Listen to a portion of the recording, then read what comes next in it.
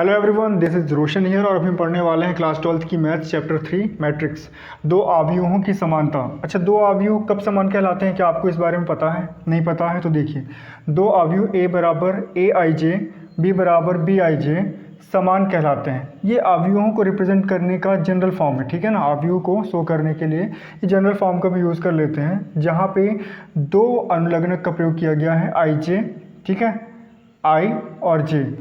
आई पंक्ति को शो करता है और जे स्तंभ को शो करता है, ठीक है। मतलब उस अवयव में किसी भी अवयव की स्थिति क्या होगी, ये इन अनुलग्नकों से ही पता चलता है, ठीक है। तो दो अवयव कब समान कहलाते हैं? वे समान कोटियों के होते हैं तब ए का प्रत्येक अवयव बी के संगत अवयव के समान हो। मतलब जो अवयव हमारे पास है ए, उसका प्रत्येक अवयव बी के संगत अवयव के समान हो, अर्थात आई तथा जे के सभी मानों के लिए ए आई जे बराबर बी आई जे हो। नहीं समझ में आया? एग्जाम्पल देखते हैं। जैसे हमारे पास एक अवयव ये है जहाँ पे एलिमेंट हैं 2 3 0 1 2 3 0 1। तो आप देख सकते हैं इसकी कोटि कितनी है?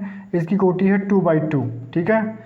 इसकी कोटि भी 2/2 है। तो हमने यहाँ पे देखा था दो अवयव समान कहलाते हैं यदि उनकी कोटि समान हो, तो इनकी कोटि तो इक्वल है। अब दूसरा देख लेते हैं क्या इनके संगत अवयव बराबर हैं। तो देखो, यहाँ पे 2 है तो यहाँ पे भी 2 है, यहाँ पे 3 है तो यहाँ पे भी 3 है, यहाँ पे 0 है तो यहाँ पे भी 0 है, यहाँ पे 1 है तो यहाँ पे भी 1 है। तो हम कह सकते हैं कि ये दोनों अवयव क्या होंगे?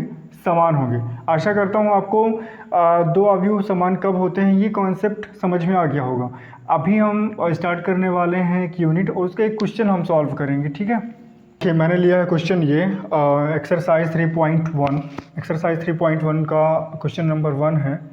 अवयव ए दिया है यहाँ पे 2 5 19 -7 35 -2 5/2 12 √3 1 -5 और 17 के लिए ज्ञात करना है। सबसे पहले हमको अवयव की कोटि निकालना है। तो अवयव की कोटि आपको कैसे पता चलेगी? सबसे पहले यहाँ पे आपको देखना है कि यहाँ पे कितनी पंक्तियाँ हैं। कितनी पंक्तियाँ हैं? 1 2 और 3 पंक्तियाँ ऐसे होती हैं ना, क्षैतिज लाइन को पंक्ति कहते हैं ऐसे। तो कितनी है? 3 है, ठीक है। तो पंक्ति को पहले दिखाते हैं, फिर इंटू का निशान बनाते हैं, ठीक है। और स्तंभ कितने हैं? स्तंभ किसको बोलते हैं? ये ऐसी लाइन जो ऊर्ध्वाधर लाइन होती है इसको स्तंभ बोलते हैं। तो यहाँ पे कितने स्तंभ बन रहे हैं? 1 2 3 और 4। कितने बन रहे हैं? 4।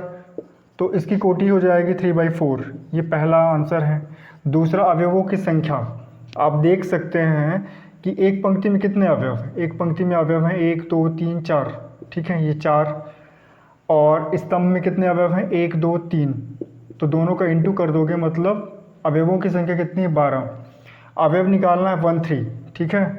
अवयव क्या निकालना है हमको? A13। A13 का मतलब एक ऐसा अवयव जो पहली पंक्ति और तीसरे कॉलम में हो। 1 का मतलब पहली पंक्ति और 3 का मतलब तीसरा कॉलम। तो पहली पंक्ति के तीसरे कॉलम में जाएंगे, ये पहली पंक्ति हो गई, कॉलम है 1 2 3। तो A13 होगा 19, ठीक है। और फिर निकालना है A21, मतलब दूसरी पंक्ति का पहला कॉलम। दूसरी पंक्ति पे जाना है और पहला कॉलम देखना है। तो A21 होगा 35। फिर A33 तीसरी पंक्ति और तीसरा कॉलम। तो तीसरी पंक्ति ये है और तीसरा कॉलम ये, मतलब ये होगा -5। अब क्या निकालना है? अब निकालना है A24, मतलब दूसरी पंक्ति और चौथा कॉलम। तो 1 2 3 4, दूसरी पंक्ति पे चौथा, मतलब यहाँ पे कितना? 12। ऐसे A23 निकालना है तो दूसरी पंक्ति और तीसरा कॉलम। दूसरी पंक्ति तीसरा कॉलम कितना? 5/2। तो इस तरह से हम सारी वैल्यू फाइंड कर लेते हैं। आशा करता हूँ आपको ये वीडियो पसंद आया होगा और यदि पसंद आया हो तो आपको लाइक करना है, शेयर करना है और इस चैनल को सब्सक्राइब करना है। And thank you.